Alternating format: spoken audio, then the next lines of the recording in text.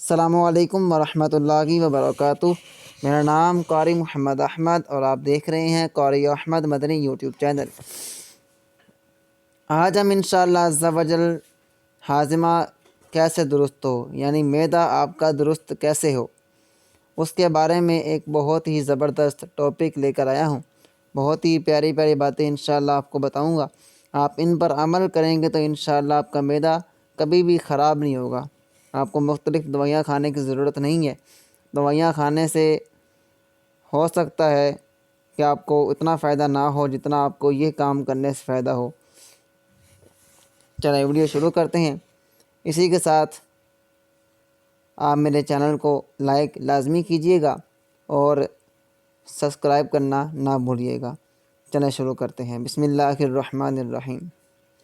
وقت بے وقت کھاتے پیتے رہنے سے معدہ تباہ اور ہاضمہ برباد ہو جاتا ہے۔ ٹھیک ہے، وقت بے وقت یعنی کبھی کوئی چیز کھا لی کبھی کوئی چیز کھا لی، اس طرح نہیں کرنا، وقت پہ کھانا ہے۔ جب تک بھوک نہ لگے اس وقت تک کھانا سنت نہیں۔ جب تک آپ کو بھوک نہ لگے اس وقت تک آپ نہ کھائیں، معدہ انشاءاللہ آپ کا درست رہے گا۔ جب بھی کھائیں تو بھوک کے 3 حصے کر لیں، ایک حصہ کھانا، ایک حصہ پانی اور ایک حصہ ہوا۔ کھانے کے بعد 1.5-2 گھنٹے تک نہ سوئیں۔ گوشت کم اور سبزی اور پھلوں کا استعمال زیادہ کریں۔ حتی الامکان روزانہ پون گھنٹہ پیدل چلیں۔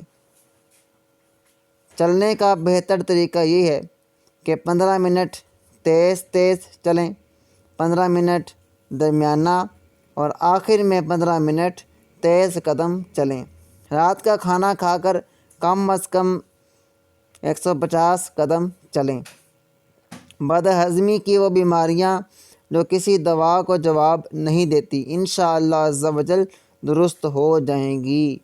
انشاءاللہ عز و جل آپ کو 80% امراض سے تحفظ حاصل ہوگا، جن میں ہارٹ اٹیک، فالج، لقوہ، دماغی امراض، ہاتھ پاؤں اور بدن کا درد، زبان اور گلے کی بیماریاں، منہ کے چھالے، سینے اور پھیپھڑے کے امراض، سینے کی جلن، شوگر، ہائی بلڈ پریشر، جگر اور پتے کے امراض وغیرہ شامل ہیں۔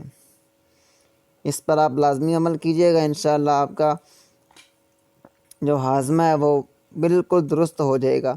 اور دیکھیں اسی کے ساتھ چلنے کے آپ کو میں نے کتنے زیادہ فوائد بتا دیے ہیں، کتنی بیماریاں دور ہوتی ہیں۔ ہارٹ اٹیک، فالج، لقوہ، دماغی امراض، ہاتھ پاؤں اور بدن کا درد، زبان اور گلے کی بیماریاں، منہ کے چھالے، سینے اور پھیپھڑے کے امراض، سینے کی جلن، شوگر، ہائی بلڈ پریشر، جگر اور پتے کے امراض، دیکھ لیں کتنے یہ آپ آپ سمجھتے ہیں کہ بہت بڑی بیماری ہے، تو اتنی بڑی بڑی بیماریاں صرف چلنے سے ہماری بہتر ہو سکتی ہیں۔ ٹھیک ہے، اسی کے ساتھ اپنے قاری احمد مدنی کو دعاؤں میں یاد رکھیے گا۔ اللہ حافظ۔